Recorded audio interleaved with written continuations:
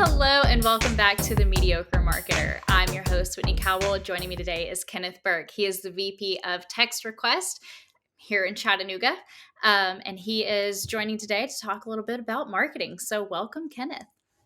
Hey, thanks, Whitney. Appreciate you having me on. Yeah, of course. Glad that you're here. So Kenneth, out of the gate, what is the biggest mistake that you've made in your career? Because you have a really impressive career that you've built for yourself. Well, thank you. Biggest mistake was chasing growth hacks. So for longer than I should have, I thought there was going to be one trick or a tactic or thing that we just needed to unlock that would lead to exponential growth. And maybe not really, that we would say, I don't know, throw up a landing page and we would all of a sudden get thousands of customers buying, but that we would do something that would be the linchpin to create sustainable growing traction. And the truth is that thing just doesn't exist. And it takes lots of things going really well in order for your marketing to work and for customers to want to work with you. So that's the biggest mistake. Do you think that shaped how you view what you've built so far? So like how long ago was that, and how did you end up making a change or a shift in what you're doing now from that lesson? Yeah, it's a good 5 years ago. I mean, there was a series of things, and it was along the way. Most of my or all of my marketing career has been here at Text Request. So I was in Mhm. sales for a little bit. Before here, I got a Text Request as a sales role. Got really burned out on cold calling. They let me do marketing instead, and so here I am.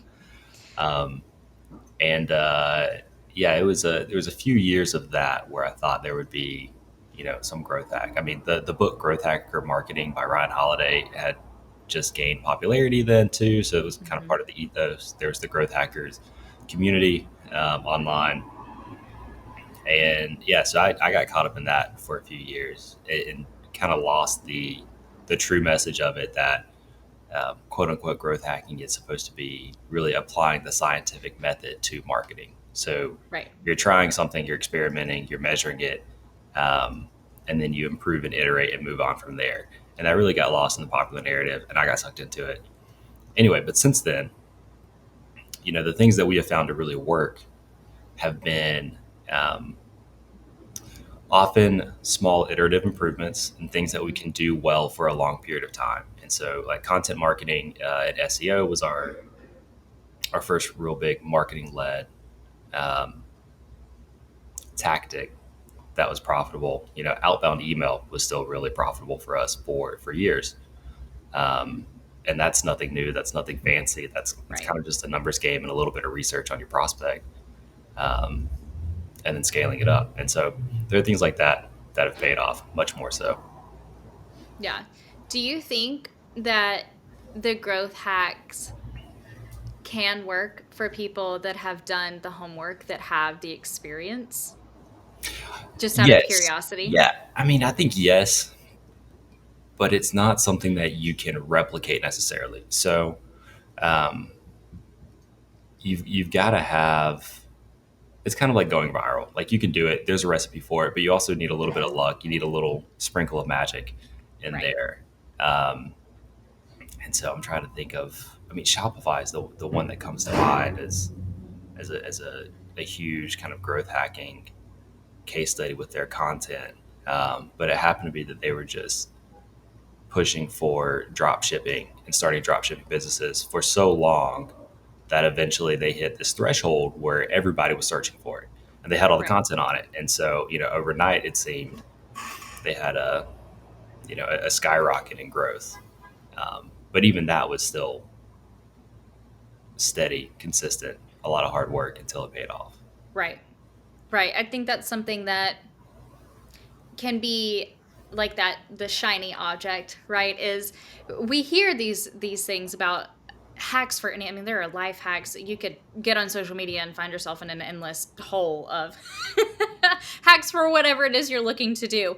And I think, in marketing and sometimes even in sales, I will say, because you and I both have a background in that, is you find something where like, oh, this could make it easier. And I feel like that works to your point, to an extent, but can you replicate it every time? Probably not.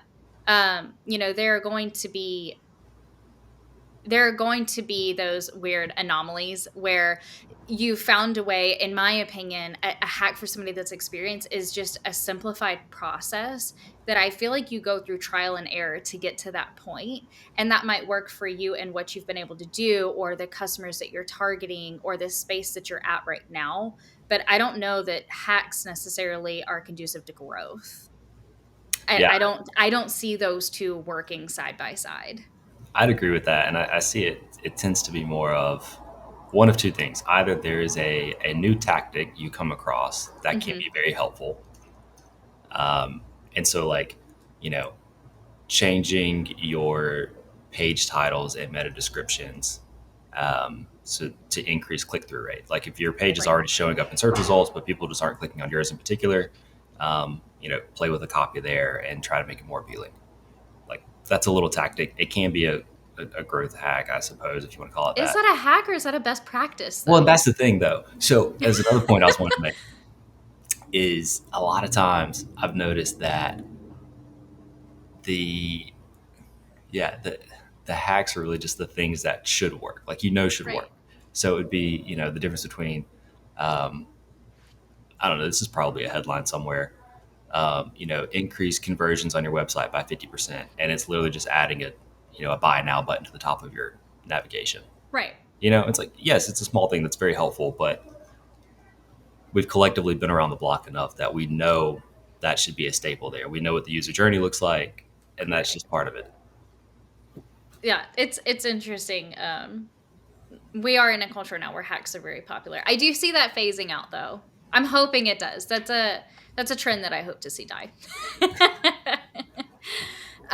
So speaking of hacks and things that you may discover along the way, um, there are a lot of free tactics. There are a lot of ways that marketers can work on a budget, and that's something that I'm really interested to hear your take on. Is some of the most impactful things that you've learned along your journey that you really don't need a massive marketing budget to pull off. Yeah, in general, or to start with, I think it helps to properly frame your setup. So you really have two resources. All of us have the same two resources. You have time and you've got money. So time does cost a lot, right? That's your salary or whatever time is spent there. That's how long it takes you to take something to market. Um, but you've either got that or you've got actual dollars you can put towards ad spend or sponsorships or something. And in most cases, I would say to start with, or excuse me, I would say you should start with this anyway, is try to do something for free before you worry about putting money behind it. So kind of prove it out, see if it can work. So if you're looking at Yeah. sponsorships, is there a partner that you can do some free co-marketing with and just kind of test the waters and see if your audiences actually do overlap. Right. Is there maybe a trade show where instead of sponsoring or exhibiting, you can be there as an attendee or watch virtually, or even just read the stream of comments from people Hmm. following the hashtag and see if it's worth investing in next year. So just get creative with that first. Um, but then, yeah, it comes down to time, and I'm always a bigger fan of doing a few quality things for free consistently over just throwing money at something. And so, building Right. content that actually meets your customer where they are. Um, and that could be on your website. That could be like this podcast. Hmm. If you have a specific buyer and you have a bunch of people that specific buyer wants to hear from, go interview them. Use that attention. Hmm. That can help you. Um, and then getting into particular tactics, there's email, there's blogging, there's speaking events if you can get them. There are all these things that I think that you can do for free that will build over time. Um, but the most important thing is to think, okay, what is the actual goal I'm going for? Is Right. it a revenue number, and I've got to be accountable to that? Is it maybe a piece of it is we're just trying to get our name out there, and so we're trying to get in front of as many people to just start conversations that can maybe turn into something later. I Yeah. could go down this rabbit hole forever, so just stop me and redirect me. But No, it's good. It's good. I love hearing other people's takes on where they've started, what they think is most important, because I agree that content creation is one of the easiest things. Now, free is relative, as you mentioned. Somebody's time is worth something, but you don't have to put your budget beyond your talent to some of those initiatives. And I think that's something that we get so caught up on, like, I think of like Google Ads. I think that's a really rough place to start when it comes to your budget and where you're putting your dollar signs. I would probably recommend about 6 or 7 other things. Same with like sponsoring an event. I love that example because there are so many ways to avoid a failed sponsorship or partnership well before dollar signs enter that conversation. And it's all about the due diligence, and I think those are not the marketing sprints that I would recommend. They are longer term strategies, and I think it's worth the research when it comes to the things that will either run a long time or be one really big investment. And I would even say that all the way down to like the platforms that you're using. yeah, and it can be helpful off of that to, especially if you have a smaller team. If you're limited by budget, you're probably limited by personnel resources too. Hmm. Often those go hand in hand. So something you can do is to get really good at one thing, one free marketing tactic. Yeah. Um, Prove that it works, build it up, create the playbook for it, and then you can spend money to have somebody else run the playbook for you and keep an eye on it because there's no such thing as set and forget it. But keep an eye on it, keep up with it while you turn to the next thing. And that could Right. be outsourcing it to somebody who runs it for you. That could be hiring another person in house. That could be, investing in some automation tools to keep it going. But that can be a really effective process for people. Yeah. So, what would you say are some of the best, like short term strategies that do pan out well versus the ones that are a bit flimsier?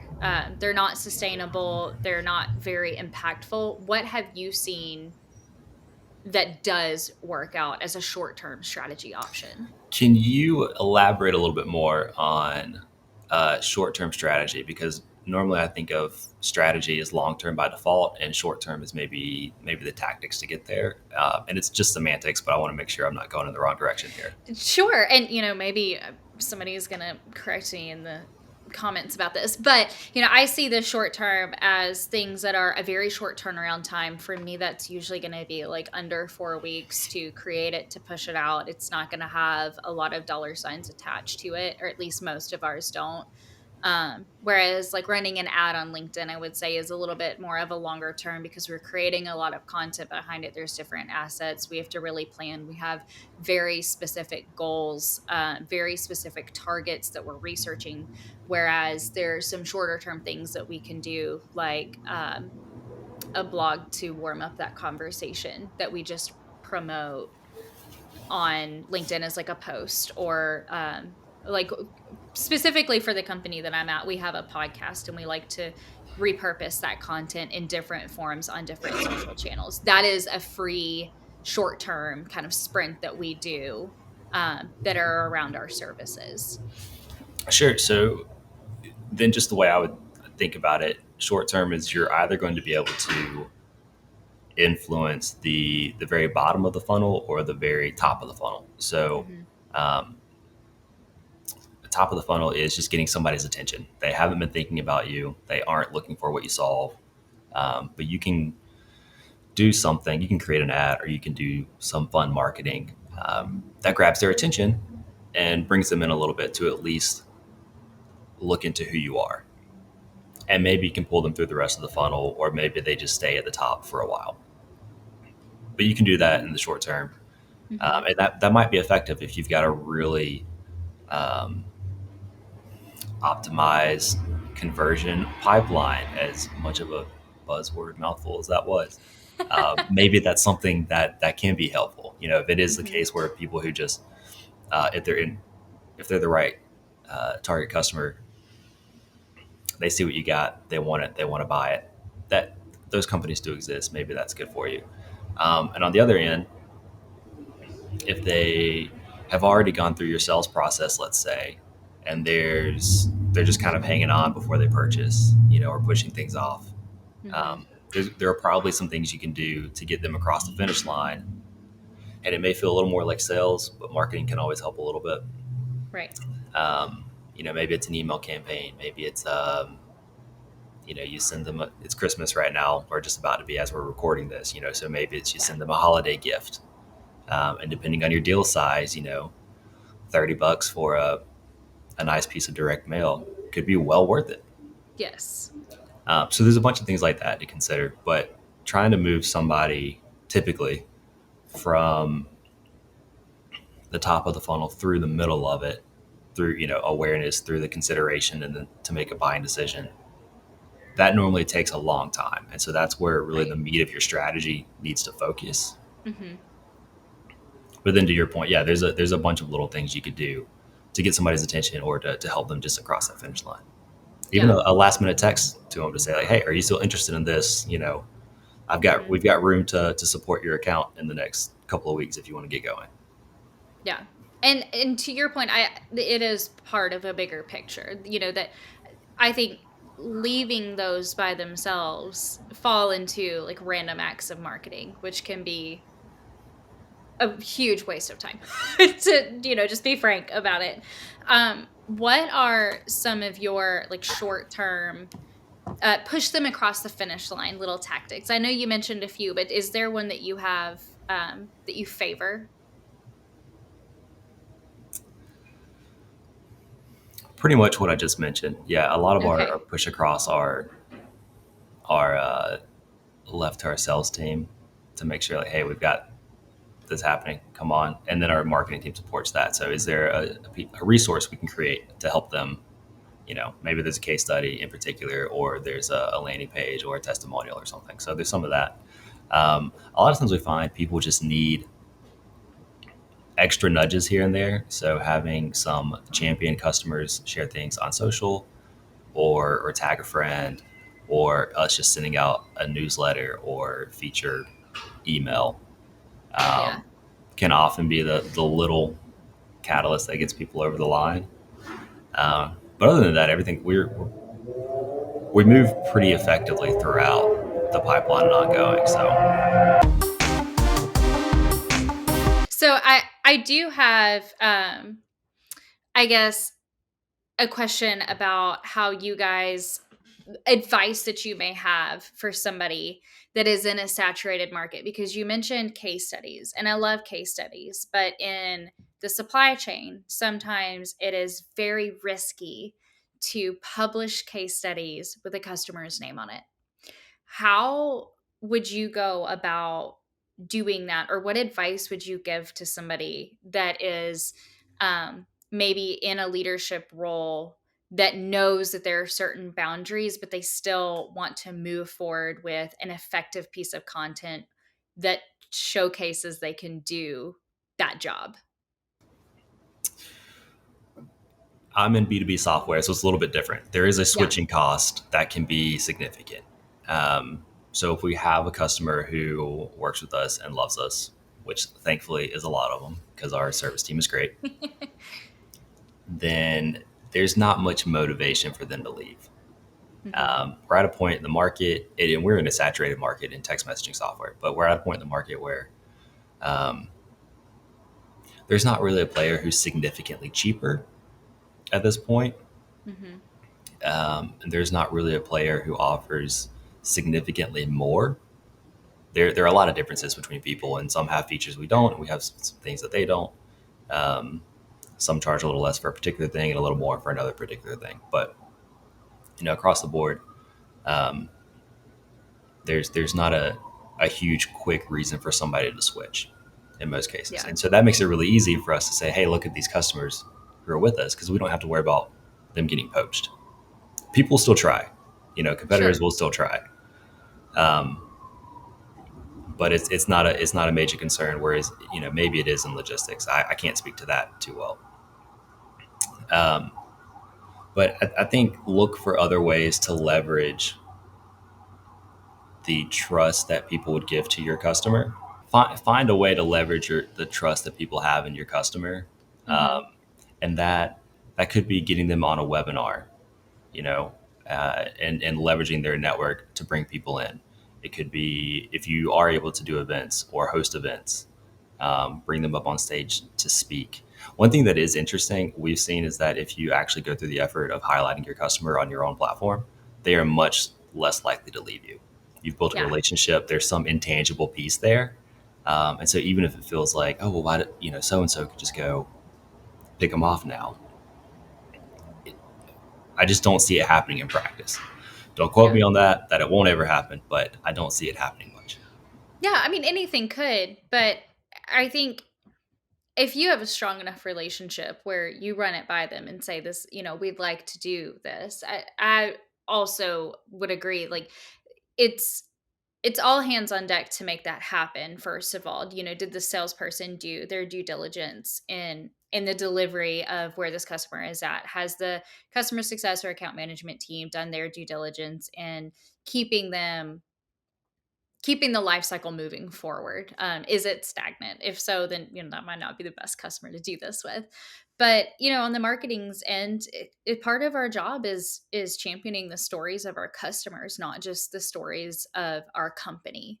And that's a really hard, I think, transition of mindset sometimes, because we do want to present the company and push the company and position in a way that is attractive to the customer, but at the end of the day, you need to champion your customers, and I think doing just that does build trust, and it builds rapport, like you said, it's this intangible piece of the relationship that makes it feel a little bit more like a partnership. I think going public with those partnerships, those relationships with your customers, I think it's a power move. I think a lot of people are afraid to do it, but I think it's a very powerful way to take your stance in the market.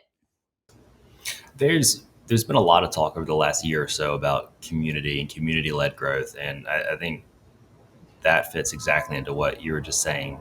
Here is that if you can put your customer on a pedestal, basically, um, then it brings other people together. And Mhm.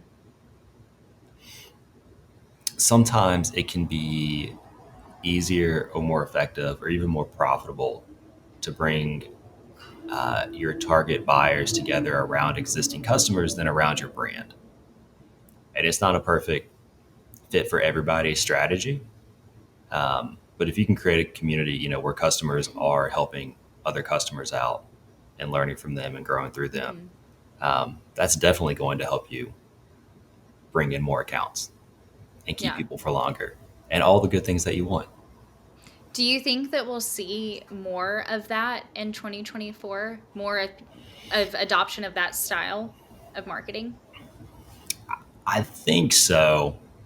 Maybe not in the way it has been these last couple of years. I don't think people really want another giant Slack group to be a part of, um, or another membership portal to join that they have to pay for. But I do Right. think that everybody wants to feel connected to like minds. Mhm. They do want to see people in person, and they want to see them virtually when in person is not an option. Mhm. Um, and a significant minority want to learn and grow and develop and look for the next best thing.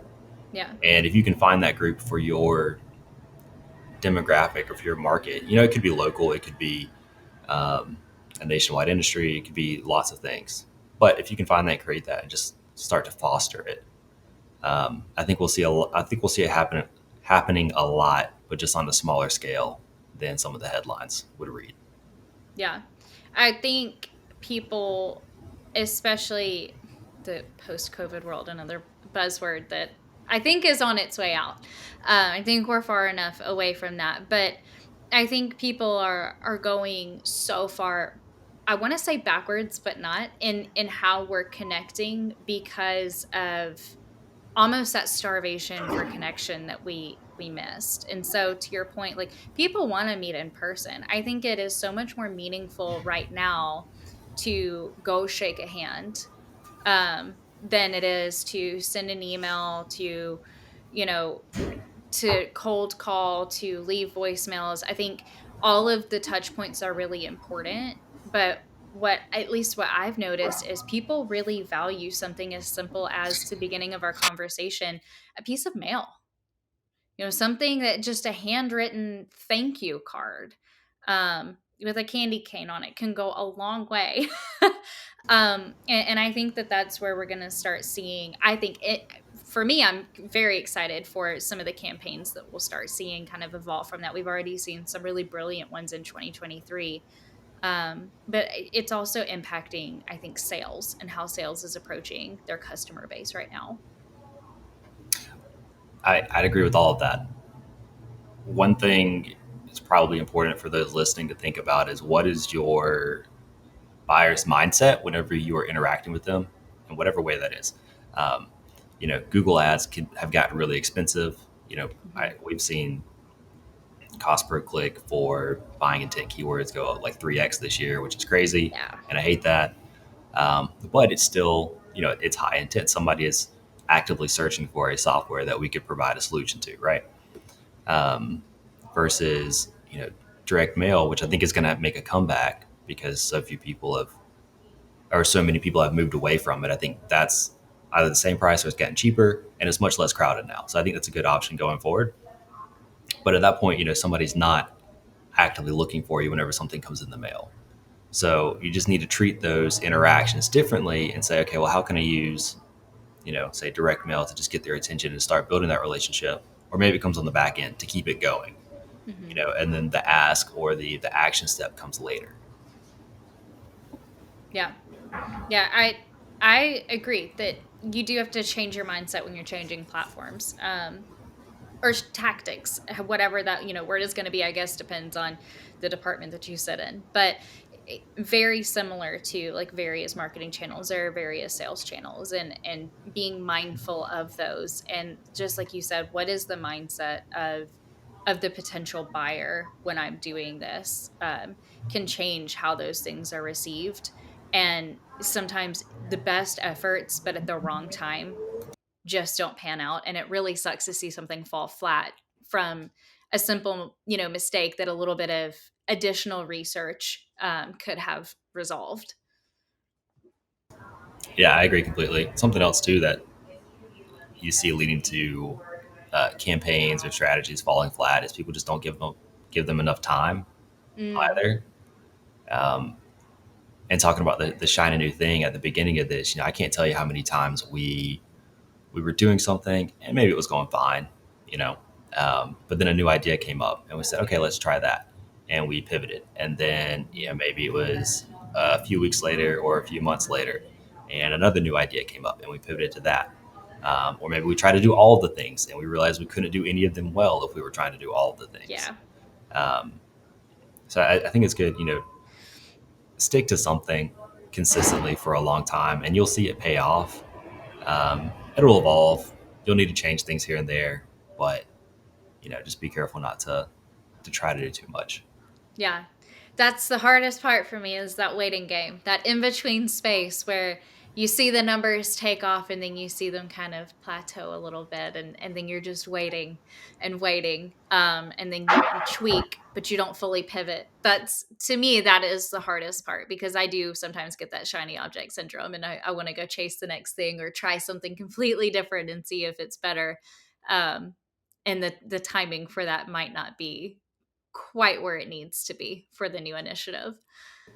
It's tough too because we're most of us in marketing are creatives or have a creative bend in some way, shape, or Hmm. form, and part of that is just a craving for novelty. Like we want the new thing, the new project, the next Yeah. idea. Once we've done something well, we say, okay, cool, I'm done with that. Let me move on to the next challenge. Um, But we've got to remember that it takes time for, a message to resonate. It takes time for somebody to remember you. It takes time for somebody to realize that they need what you have to offer and just for Hmm. opportunities to come up. And so we've got to, I'm saying this as much to myself as to anybody else, but we've got to do a good job of being really diligent once we see something that is good enough. Yeah. No, I love that. slow down a little bit. I am a listener that is taking notes right now. Well, Kenneth, we are actually just out of time. That half hour flew by. And I just wanted to say again, thank you so much for taking the time to join me today, sharing some of your wisdom and your experience here with us. Thank you. I really appreciate it. Yeah. Um, all right, guys. Well, we'll see you next time. Kenneth, maybe I'll see you around Chattanooga. I bet you will. We'll make it happen. Sounds good.